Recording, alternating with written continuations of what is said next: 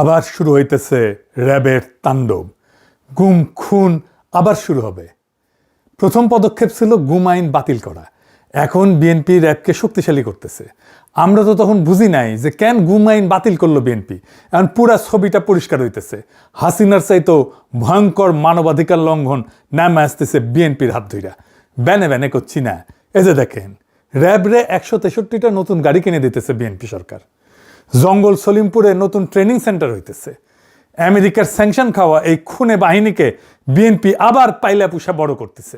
এমনি এমনি না, ওইগুলা করার জন্য কইতেছে নাম পাল্টাবে, নতুন আইন করবে, যেন মানবাধিকার মাইনা চলে এই খুনি বাহিনী। এই র্যাব বিএনপির ইলিয়াস আলীরে গুম করেছিল। বিএনপি নিজেই র্যাব বিলুপ্তির দাবি করেছিল, আর ক্ষমতা এসে সেই র্যাবের নাম পাল্টাইতেছে। নাম পাল্টাইলে ভালো হয়ে যাবে? শিলং সালাউদ্দিনরে কেন কেউ জিগায় না? র্যাব তো বিএনপি বানাইছিল। র্যাব চলে কোন আইনে জানেন? আসেন সেটা একটু বুঝে দেখি র্যাব কোন আইনে চলে। র্যাব চলে অস্ত্রধারী পুলিশ ব্যাটালিয়ন সংশোধন আইন 2003-এর অধীনে। এরা 9 জুলাই 2003 সালে পাশ হয়েছে খালেদা জিয়ার আমলে। আর এই আইনটা যেটা সংশোধন করে র্যাব বানানো হয়েছে সেটা 1979 সালের অস্ত্রধারী পুলিশ ব্যাটালিয়ন অধ্যাদেশ, জিয়াউর রহমান সরকারের আমলে সামরিক অধ্যাদেশ।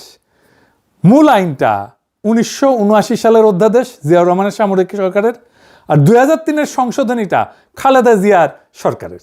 অর্থাৎ র্যাবের আইনি কাঠামো যেটা পুরাপুরি বিএনপি পরিবারের নির্মাণ।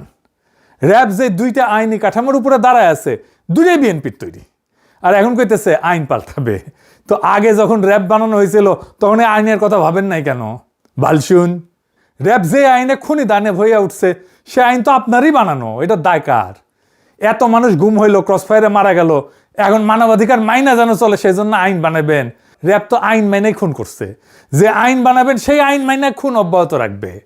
যে মানুষগুলো মারা গেল, নিখোঁজ হইল, তাদের জীবন কি মূল্যহীন? তো র্যাব কিভাবে তৈরি হয়েছিল সেটা আপনারা জানেন? আপনাদের বলি, হয়তো অনেকেরই জানেন না, ইয়াংরা হয়তো অনেকেই জানে না।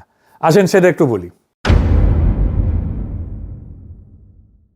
2002 সালে খালেদা জিয়া ক্ষমতা এসেছিল সন্ত্রাস নিয়ন্ত্রণ করার প্রতিশ্রুতি দিয়া। উল্টা আইন শৃঙ্খলা পরিস্থিতি একেবারে যাচ্ছাতেই হয়ে গেছিল। ঢাকা শহরে কয়েকজন কমিশনার খুন হইল। প্রকাশ্য দিবালোকে খালেদা জিয়া আর্মি নামাইল, নাম দিল অপারেশন ক্লিন হার্ট। আর্মি ধরে নিয়ে যাইতো যারে তারে। আর্মি ক্যাম্পে নির্যাতনে যারা মারা যেত কইতো হার্ট অ্যাটাক করছে। অপারেশনে 40,000-এর বেশি নিরাপত্তা বাহিনী অংশগ্রহণ করেছিল। যৌথ বাহিনী 11,245 জনকে গ্রেপ্তার করছিল। শত শত মানুষ আহত হয়েছিল। 40 জনের বেশি হেফাজতে মারা গেছিল। 40 জন। এইসব বিচার বহির্ভূত হত্যাকাণ্ডকে খালেদা জিয়ার সরকার ইন্ডেমনিটি দিল। আইন শৃঙ্খলা পরিস্থিতির ড্রামাটিক উন্নতি হয়েছিল, এটা সত্য। তো বাঙ্গুরা তখন বুদ্ধি বের করলো, এইভাবে তাইলে সন্ত্রাস নিয়ন্ত্রণে রাখা যায়, আর্মি থাকতে হবে মাঠে। তৈরি হইল র্যাব। কালো পোশাক কেন হইল জানেন র্যাবের? সর্দির বডিগার্ডরা যে জয় বাংলা করেছিল বেঙ্গল ল্যান্সার, তাদের ইউনিফর্ম। এই যে দেখেন বেঙ্গল ল্যান্সারের ইউনিফর্ম ট্যাঙ্কের উপরে দেখেছেন কালো, ওটাই। এই র্যাব গঠন করাটাই তো আইনত একটা ভুল ধারণা, মারাত্মক ভুল ধারণা। বাঙ্গুরা এমনই গর্ধব যে এটা যে খুনি বাহিনী হয়ে উঠবে সেটা বুঝতে পারেন। এটা প্রথমেই বোঝা যায়। কেন এটা ভুল ধারণা আসেন বুঝায় বলি। র্যাব বানানোর লক্ষ্যই ছিল আর্মিকে দিয়া সিভিল ক্রিমিনাল অ্যাক্টিভিটিস সামাল দেওয়া। কিন্তু সেনাবাহিনী দেশের সিভিল সিটিজেনের সাথে তো ডিল করার জন্য তৈরি হয় নাই। সেনাবাহিনী কি করে? সেনাবাহিনী কারে ফাইট করে? দেশের শত্রুরে ফাইট করে। সে দেশের শত্রুর সাথে ডিল করে। সেইখানে সে হয় শত্রুকে নিশ্চিহ্ন করে দেবে, নয়তো নিজে নিশ্চিহ্ন হয়ে যাবে। এখানে কোনো আইন নাই, মানে আন্তর্জাতিক আইন আছে, সে যুদ্ধাপরাধ করতে পারবে না।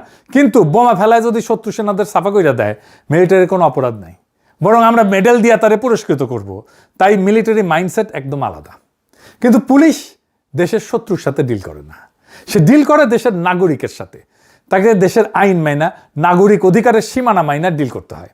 সে শুধু অপরাধীর সাথে কিন্তু ডিল করে না, সে নিরপরাধ মানুষের সাথেও ডিল করে, ভালো মানুষের সাথেও ডিল করে। ধরেন ইমিগ্রেশন পুলিশ, সে কি অপরাধীর সাথে ডিল করে?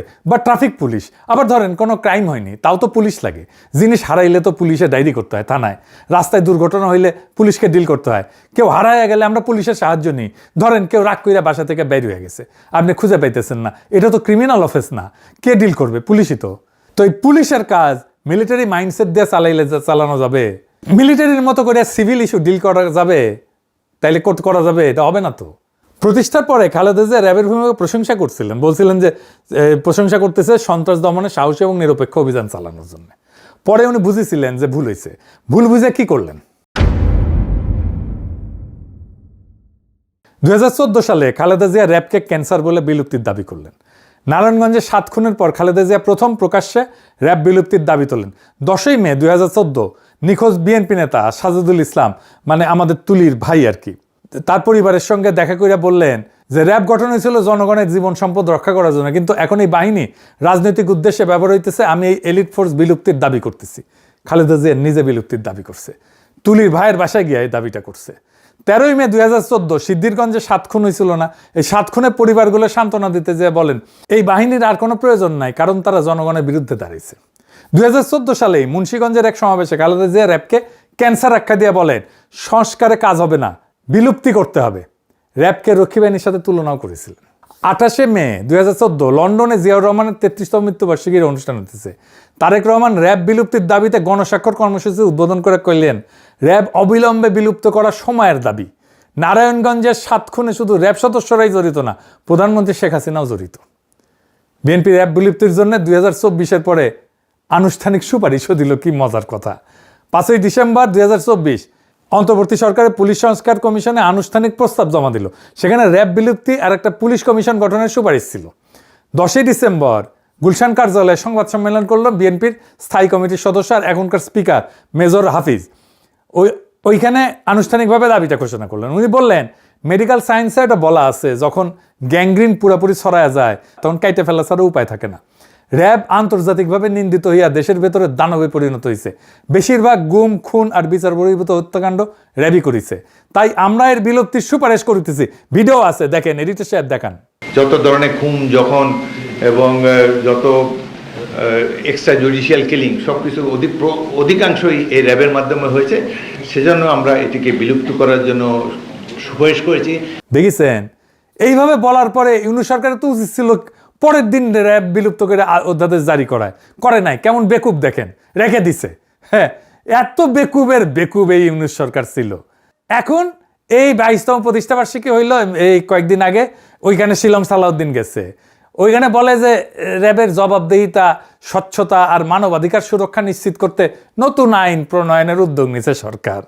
সরকার বিবেচনা করতেছে এই বাহিনী বর্তমান নামে চলবে নাকি নতুন এলিট ফোর্স গঠন করা হবে। নতুন নাম হয়েছে কিন্তু।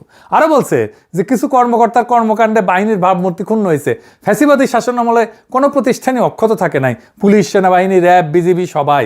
কিন্তু কয়েকজন কর্মকর্তার কাজের জন্য পুরো প্রতিষ্ঠানকে তো দায়ী করা যায় না। না না না, তা তো বটেই। এই যুক্তি তো আওয়ামী লীগও দেয়। যারা গ্যাংগ্রিন বলবে এরা নিজেরা, তার 2 দিন পরে বলবে কয়েকজন কর্মকর্তার কাজের জন্য পুরো প্রতিষ্ঠানকে দায়ী করা যায় না। খালেদা জিয়া বলবেন সংস্কার করে লাভ নাই, বিলুপ্ত করতে হবে। আর এরা বলবে নাম বদলাবে, আইন ঠিক থাকবে, বাহিনী থাকবে। যেই তারেক রহমান লন্ডনের নির্বাসনে থেকে র্যাব বিলুপ্তির জন্য গণস্বাক্ষর কর্মসূচি শুরু করছিলেন, সে বাংলার লুথার কিং যখন হইল তখন র্যাবরে গাড়ি কিনে দেয় 163টা, নতুন ট্রেনিং সেন্টারের ব্যবস্থা করে। নাম হবে SIF, স্পেশাল ইন্টারভেনশন ফোর্স। ওরে বাবা, ইংরেজি যেহেতু কইছে ঠিকই কইছে না। আপনারা নিজেরা যা দাবি করেছিলেন অন্য সরকারের কাছে, এখন নিজেরাই করেন সেটা। নিজের দাবি নিজেই মানেন, আমাদের দাবি মানা লাগবে না। আপনারা নিজেরা যে দাবি তুলেছিলেন সেই দাবিটাই পূরণ করেন না কেন?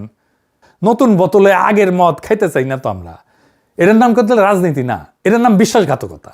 সরাসরি নিরবিচ্ছিন্ন লজ্জাহীন বিশ্বাসঘাতকতা। এই জন্য আজকের তরুণ সমাজ পলিটিশিয়ানদের পছন্দ করে না।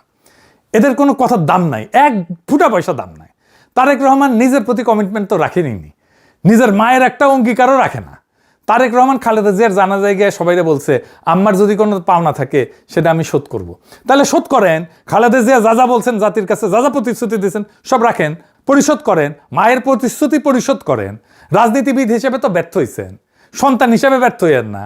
যে বাহিনী আপনাদের বাইরেই ঘুম করছিল সেই বাহিনীকে আপনারা পাইলা পুষা বড় করতেছেন। এর দাম দিতে হবে। আজ না হোক কাল, কাল না হোক পরশু, দাম দিতেই হবে। ইতিহাস কাউকে মাপ করে না, বিশ্বাসঘাতকতাকে কোনোদিনই করে না। আপনারা যা বলছিলেন সেটা করেন, আর যদি সেটা না করেন তাহলে বাংলাদেশের মানুষ আপনাদেরকে ইতিহাসের সেই আস্তে করে ছুঁড়ে মারবে যেই আস্তে করে হাসিনাকে তারা ছুঁড়ে মারছে। ইনকিলাব জিন্দাবাদ।